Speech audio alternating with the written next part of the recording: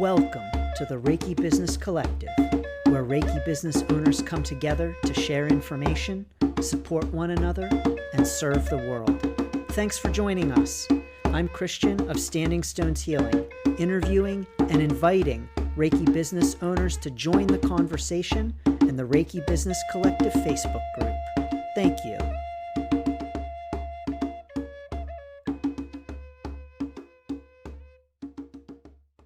Welcome to this episode of the Reiki Business Collective. In this episode, we're speaking with Chellie Kammermeyer. Chellie is a licensed Reiki Master Teacher with the International Center for Reiki Training. Along with her husband Mike, also a Reiki Master Teacher with the ICRT, they have operated Inner Compass Reiki for the past 20 years, offering a variety of sessions and classes, both online and in person, with an emphasis on having fun. And she is here to speak with us about how you don't have to be a guru to be a Reiki teacher. Chellie, welcome to the Reiki Business Collective. Such an honor to have you here. Thank you. Well, thank you for inviting me. Yes. So please tell us a little bit about your Reiki business, and then we'll get into talking about the fact that you don't have to be a guru to teach. I love it. Well, thank you. So I I'll just give you a little background of how I got into Reiki. I was given a level 1 Reiki class by my son for Mother's Day almost 20 years ago. And he will not admit this, but I believe that he got me that gift so that he could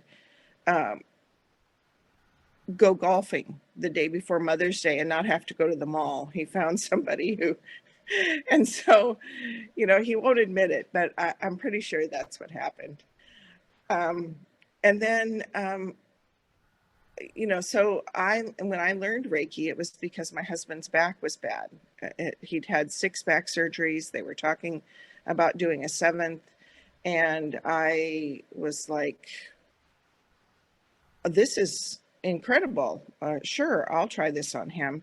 It took a long time for me to understand that Reiki could be for yourself. When I was taught it, it was like, this is a healing modality. And so I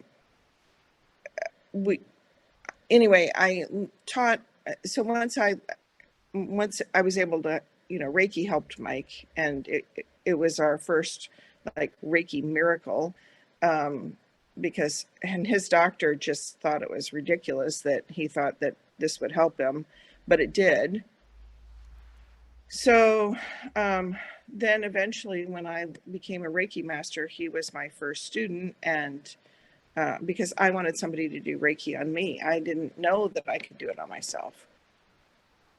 Then, eventually people started asking, when I was doing Reiki, he was like this walking billboard. Anybody that had anything going on where he worked, he would send them to our home and say, my wife will be home at 6. So give her a few minutes and then just show up. And so people would randomly show up at our house, and I would do Reiki on them. And pretty soon people were telling other people, and it just sort of grew very organically and slowly. We had a busy, full life. And then what happened was somebody asked me to teach them how to do Reiki. And I was like, no, I don't, and they were like, well, didn't you say you're a Reiki master? Isn't that how you teach people? And I was kind of like, well, yeah, but I don't really have any experience at that. You should go to somebody who knows what they're doing. And she was like, I feel comfortable with you. And so I taught her. And I loved teaching. So then it became and that was very organic too. Like people would ask and I'd say, okay. And then one day I thought, gosh, I could do this instead of my other job. This would be way better. And it didn't take very long before, once I made that decision, that, the doors started opening and things started flowing so that I was able to leave my other job and come to, doing Reiki full time. Now we have, so during COVID, we made the decision to move or to buy a home closer to our son up in Oregon.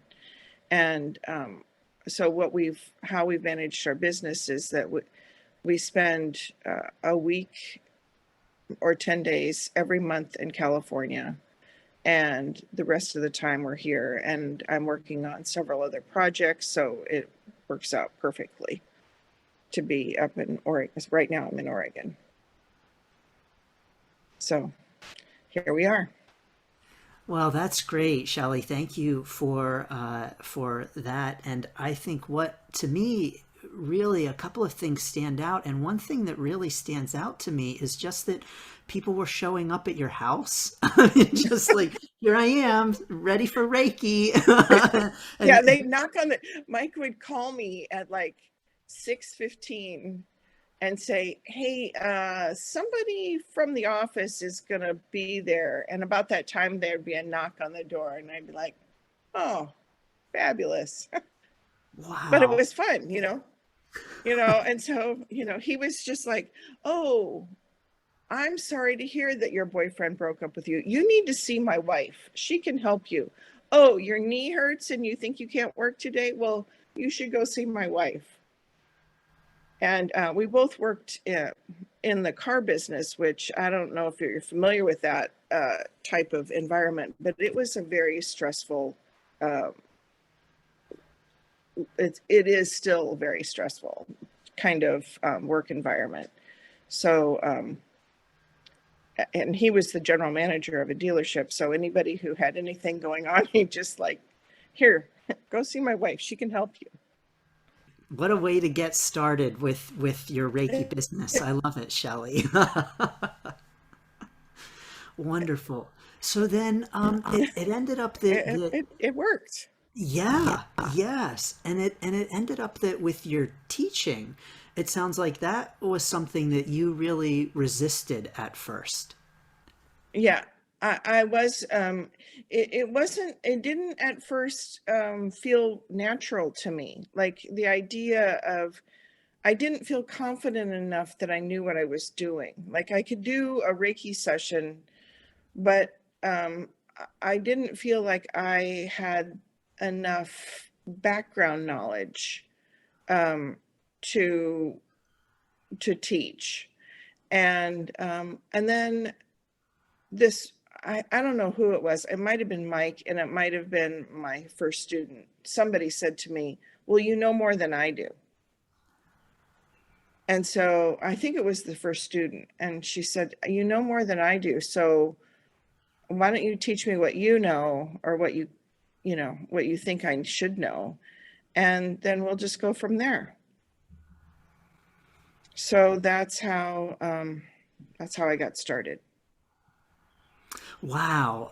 That's, I think, really powerful. This idea that you don't know it all, and someone is encouraging you to step in and teach, and hey, you know more than I do, so you can do it. Really needing to be encouraged to do it. Chellie, talk to us about, as a Reiki business owner, for other Reiki business owners, is this a fear that you see in other Reiki business owners too? This idea that, oh, I don't know enough in order to teach Reiki? Yeah, there all the time I see it. When we teach the master level, we spend a good amount of time going over like how to start your business and all of that. And then we also spend, quite a bit of time reviewing what they already know and how that can be used for teaching. And then the other thing that we we do is whenever you take a class from us, we allow people to review it at no charge. So what I find really helpful for a lot of people is they take level 1 and 2, and then they take the master level, and then a little ways down the road, they think they might want to teach. Well, then they can retake level 1 and 2 from a whole different perspective of, okay, how are they doing? Are they doing something I would do? Or are they, or would I completely leave this out? I mean, I know that everybody's different, and they're going to teach, they should be teaching to suit their personality. But, there's some things that are basics that you're obviously everybody's going to do. It's, the history, the attunement, however you do that. And it's important for people to be able to look at what we're doing instead of trying to absorb the information, where they're actually like observing rather than absorbing. That makes sense.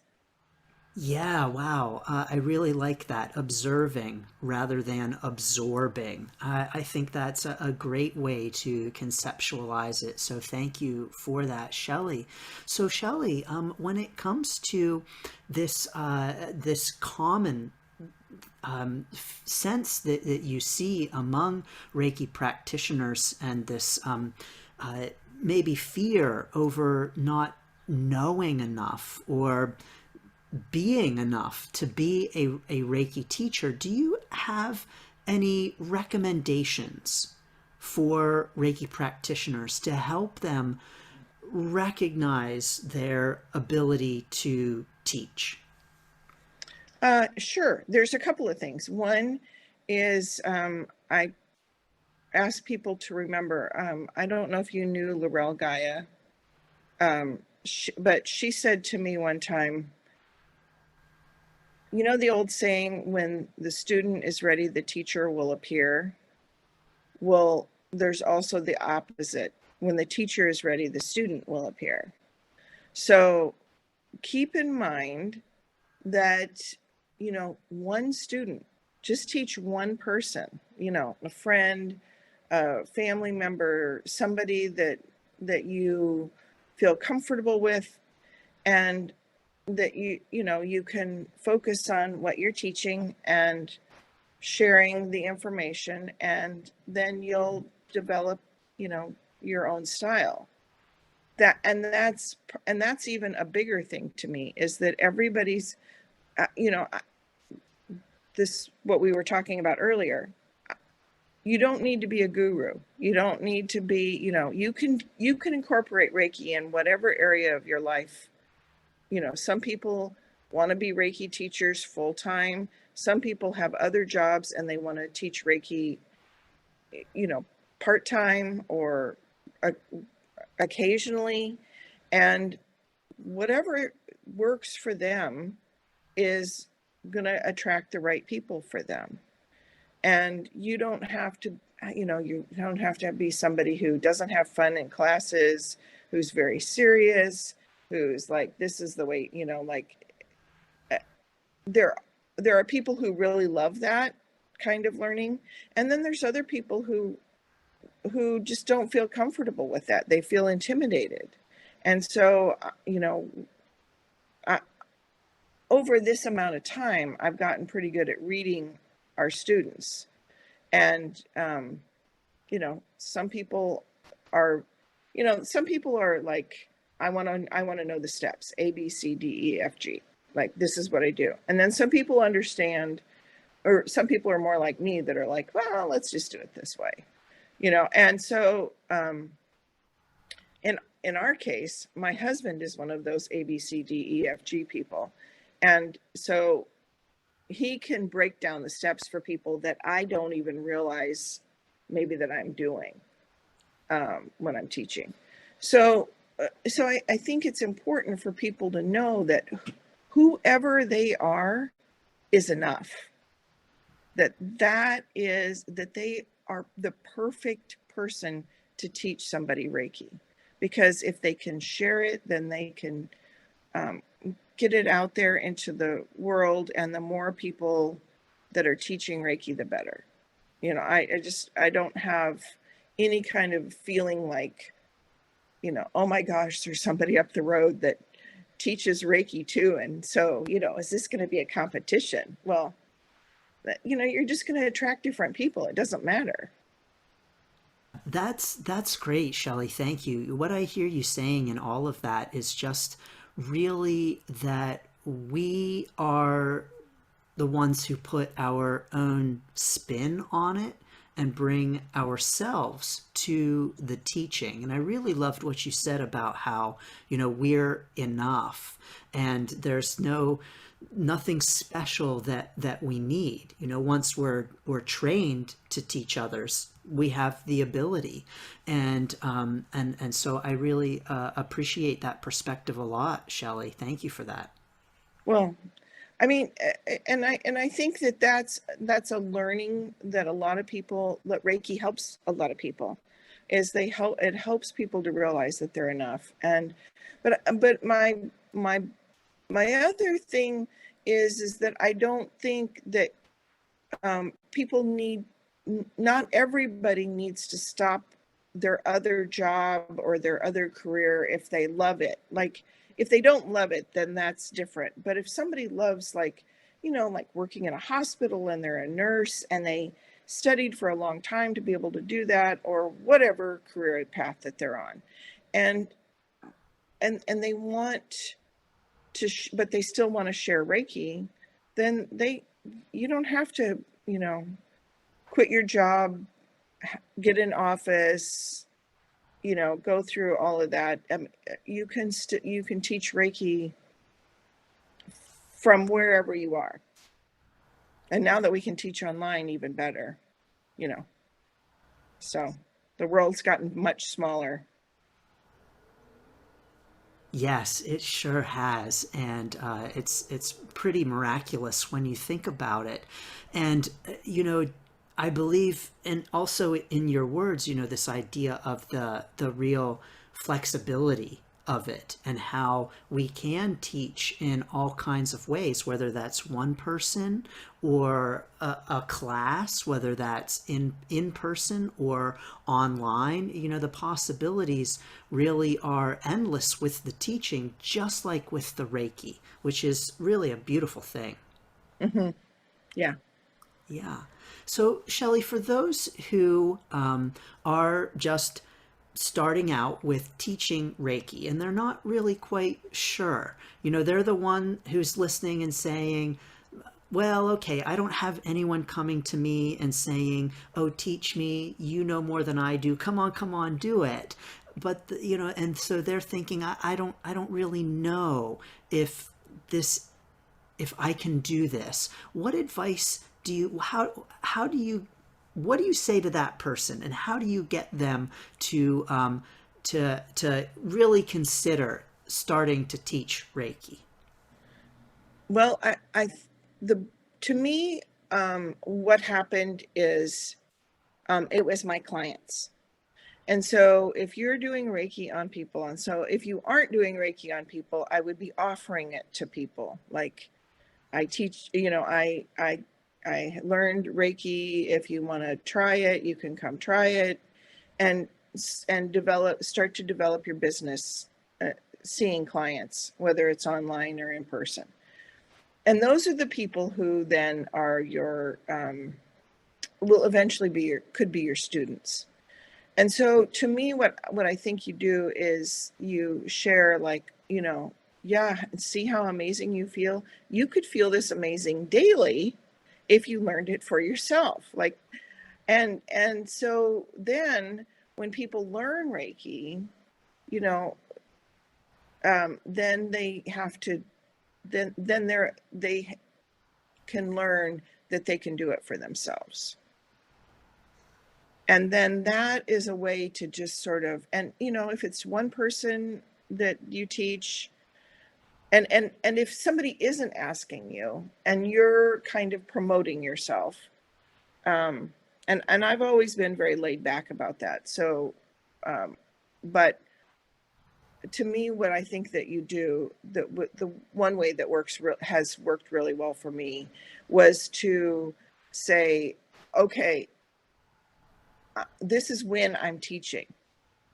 To just pick a date that's good for you. A Saturday afternoon, Saturday, I'm going to teach a level 1 class. If you're interested, let me know. Because there's nothing that looks less professional than somebody saying, I would love to learn Reiki from you. When do you want to, or when can I learn it? And then instead of being the authority and saying, this is when I'm going to teach it, you say, well, when's good for you? So to me, it's like, oh, these are when I'm going to teach these classes. And the more that you own that, the more you will likely have students. So, I mean, that was a transition for me to go from, getting pushed into it to like, this is the date that I'm doing it. And since I'm doing it on this day, and I would just set it aside and I'd plan that I was going to have, and usually I would get 1 or 2 people. And then eventually I got, 3 or 4 people. And then pretty soon there was, 8 people. And then, some classes got bigger but, and then another thing to keep in mind is what is your comfort level, like your space, would you rather teach more often? Would you rather teach smaller classes? There are, I know people who are like, the perfect size of a Reiki class is 4, because you have 2 people for practicing on each other, and that's what she loves. Other people are like, nope, 9, I want 3, 3, and 3, and so everybody has their own number that they're most comfortable with for teaching. And the more you put that out to the universe, the more that will show up for you. And then my other thing that I do that my poor husband had to kind of get on board with, and he really struggled with this one for a while. When I would be thinking, I want this many people in a class, and he would, and we were like 1 or 2 short, I would just sit down and write out a couple of checks and do donations. And I would, because to me, that's telling the universe, I know I'm going to have income coming in. I'm donating to something that I feel is important, and it's all going to work out. And I'm not kidding you. Every time I do that, 2 or 3 people sign up like the next day. It is fascinating to watch that law of I guess it's law of attraction. Like, just trusting that the universe will provide. But I will say that was a while coming before I got to that point. Yes, that's beautiful. Thank you for sharing that with us, Chellie. I love it. I just had an image of you sitting down and writing out some checks, and then students are on the way the next day. Yeah. And it's not that I don't, and it's not that I think that I'm working out an agreement with the universe. It's more like I'm saying, okay, I know that I'm going to have students, and it's been a little while since I've donated any money. So I need to make sure that the universe knows that I trust that everything's going to be okay. And, there have been times where nobody signed up afterwards, and I'm still good with having done the donation. And sometimes extra people sign up. That's fun too. That's great, Chellie. Thank you. And I really liked how you recommended picking some dates when you're going to teach, and having those so that you are creating some structure around the teaching, and having some solid dates to offer people who indicate their interest. I think that is a great recommendation. Thank you. And the other, and when you do that, I was taught that you should book out 6 months, like, because then if somebody says, "Oh, I can't come to that class," then you can say, "Well, I've got other ones scheduled too." And so you don't start looking like, "Oh, well, I'll rearrange my whole schedule for you." And not that there's anything wrong with doing that. It just seems like it, as the teacher, you have to accept your own inner authority and your ability to be the one that's in charge of this. And it's a process. Like, I'm still learning, and it's been 20 years. Like, there's always going to be a learning curve. And maybe that's the other thing I'd like to share with all of our listeners, is that you're always going to be learning. I mean, Reiki's infinite, and the learning is infinite, and the amount of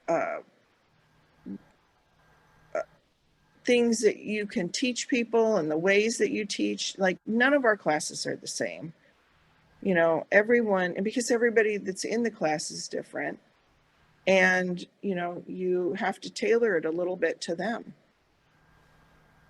So, I mean, you cover the same basic information, but if somebody asks you a question, or in my case, if somebody asks me a question that I'm going to do on the second day, and I just answer it. I don't say, "Well, we're going to do that tomorrow." I just answer it, and then I rearrange something. You just have to be flexible. That's great. And I really love, Chellie, that you just told us that after 20 years, one would think that after 20 years, you've achieved guru status. And you're saying, no, I still am not a guru, because there's just so I much will to never be a learn. guru. And that's the other thing, is like, to me, it's like, I don't think anybody needs a guru. I mean, we are our own gurus. I'm sure there's some book with that title, but we need to be our own shining star. We need to do our own work and not listen to anybody else, unless if it resonates, great. If it doesn't, then you just kind of move on, and take a little bit of information from everyone, and decide what resonates mostly with you. Wow, that is a powerful statement for sure. We are our own gurus. I love that, Chellie. That's really great. So thank you for that very much. So, Chellie, this has been some great encouragement for people who are maybe thinking about teaching, but they're not quite so sure. People who, maybe have been teaching. What tips do you have for a successful Reiki class? We know you mentioned pick some dates and, be the authority in that way with that structure. You've also mentioned having some fun and being flexible. Do you have any other tips for teaching successful Reiki classes? One of the things that I did that made it much easier for me is I created a notebook. And maybe this sounds very basic, but I created a notebook of everything I was going to do. I took apart my own manual. I bought an extra manual and took it apart, put it in sheet protectors, and did everything I was going to do, and from the first thing to the last thing. All of the agenda, all of my scripts, all of my meditations, were like, instead of flipping back and forth in a book, I had them in this notebook that I could just turn the pages one by one. And then I also knew that I had covered everything I wanted to cover, because if I started to turn a page and I hadn't done that, then I'm like, well, I need to So that's a practical thing that I do. The other thing is, this is so obvious. Send Reiki to your class in advance. Send Reiki to yourself and to all your students. And also, I wrote an article for the Reiki News many years ago. I don't even remember what article or what issue it was, but it was called The Circle is Always Divinely Ordered. And so just remember that the right people are going to show up. And one of my lessons that I had to learn was that if somebody said, "Oh, I want to come to your class," and then they kept finding excuses not to show up, I stopped sending them emails. I stopped trying to chase people. I stopped trying, like the people who were supposed to be there are going to be the ones who are there. And for some reason, like one class I had, everybody was from Michigan. They'd all been born in Michigan. This was in California. Like, it was the weirdest thing. Like, they all had this interesting bond about having been born in Michigan. And they didn't know each other before then. And, sometimes it's, heartbreaking things, like they've lost somebody in the last year, and 2 or 3 of the people that are in the class are there because they're trying to connect with someone that's on the other side. And sometimes it's health issues. Like, it's fascinating. And if you can sit back and just be the observer and say, wow, this is fascinating how these people are showing up, then that's who you're gonna, it makes it more fun to try to find that. So, and the other, and another tip, I guess, is like just knowing that, well, back to knowing that you're enough, knowing that you're going to be able to share with them. And, I've, a couple of people it's worked out that when they're teaching their first class, I was kind of on speed dial. And so they would call me and say, I have a question. I'd be like, during their lunch, and I'd talk to them. So, get some answers for them. Or tell them where to get the answers, because sometimes that's the best way. Well, great. Thank you. And Chellie, we've had some great chatting here about teaching Reiki, but while we have you here, I'd love to get some of your tips and advice on just running a Reiki business in general. You've been doing this for 20 years. And so I'm curious to know what kind of tips, advice you might have for listeners. Well, let's see. One of the things that that was very helpful for me was to create, if you have a website, is to create an online scheduling system.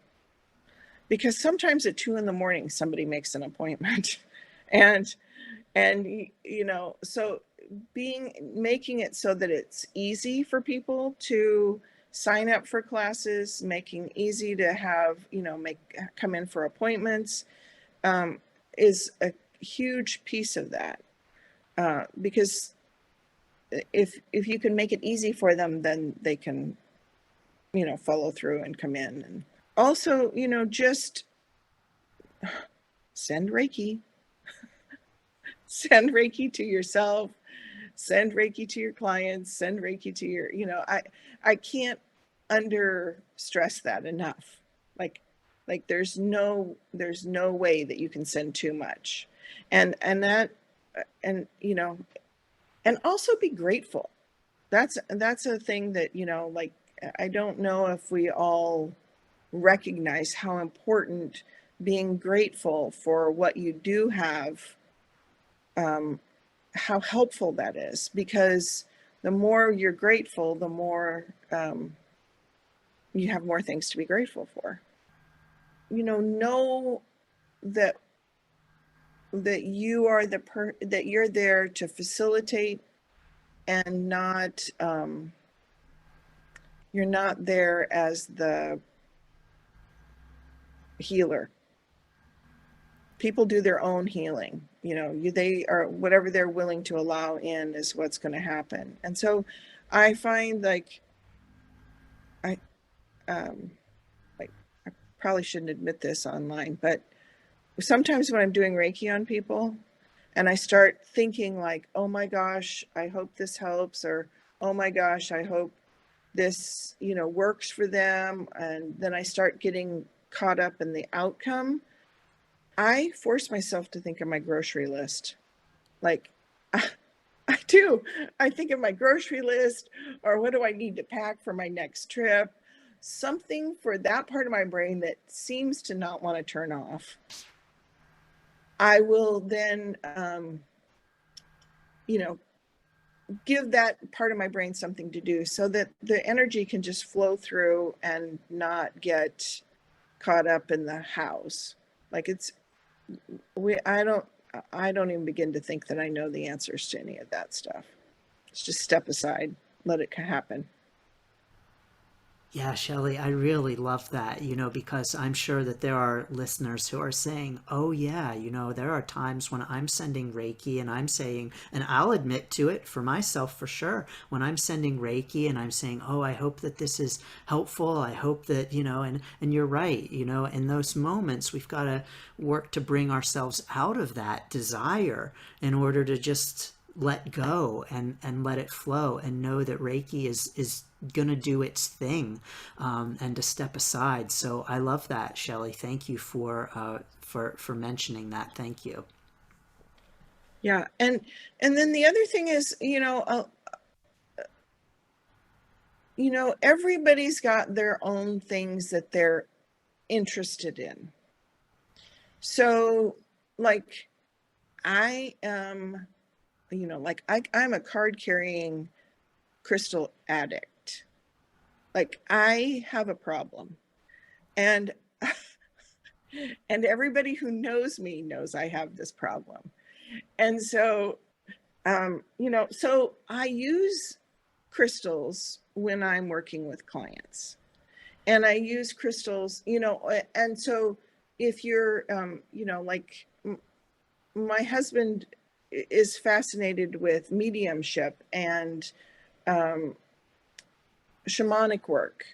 And so that's where he's coming from. My perspective is very different. I like the singing bowls, and I like the crystals, and any bright, sparkly, shiny thing I'm all about it.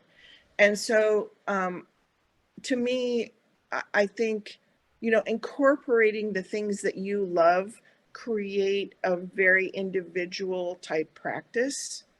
And that is also what people are going to come to you for. Like, Mike's got certain people that he sees because they are fascinated by, whatever it is that he's working with them on. And sometimes people come to see me for the crystal bowls or for the and the Reiki. It's always Reiki first. To me, it's like Reiki is the container, and then the rest, are like extra little add-on fun things that, so that's also helpful, I think, to keep in mind. Like, you do you. And so whatever it is that attracts you, whatever you're fascinated with, you do that. And when you're doing that, it'll create an incredible experience for people.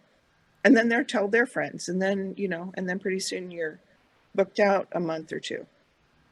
Yes, wonderful, Chellie. Thank you for all of those great tips. And what I hear again and again in all of your advice is this advice of you do you, and you put your spin on it, and your spin is enough, and you don't have to know it all in order to do so. So thank you. That is really wonderful. Chellie, is there anything else that you would like to add? And where can people get in touch with you and learn more about you and what you do? Thank you. We own Inner Compass Reiki, and that's INNER, Compass Reiki. And the way to contact me is through the website, or Chellie, which is spelled strangely. It's CHELLIE at innercompassreiki.com. And, or, call me or text me. My phone number's all over our website. And so I love chatting with people. So anybody has any questions, they can text or call or whatever. Just trust that you're going to do just fine. And every time I teach a class, I think, oh, I could have done that better. And so I focus on that the next time. So, for one thing, for me, I'm all about what's happening now. And so I'm not really I'm not a history person. Like, I don't care what happened in the past. I'm glad it did. I'm happy.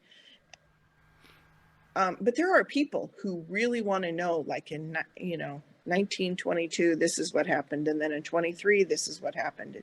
And so I've had to learn that just because it's not my thing, some of my students, it might be their thing. So I've had to hone in on the things that I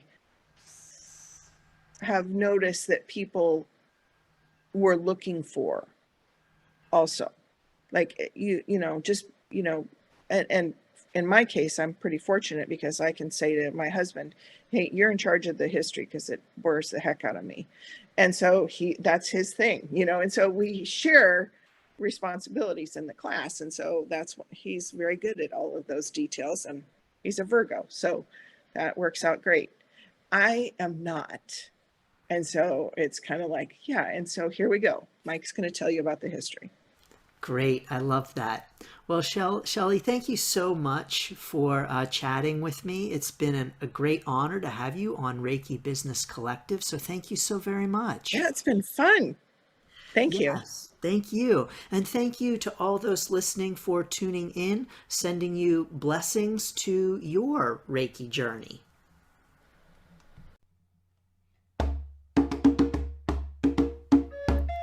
Thank you for listening. Please like, subscribe, share, and join in the conversation at facebook.com/groups/Reiki Biz, BIZ. Blessings and best wishes for your Reiki journey.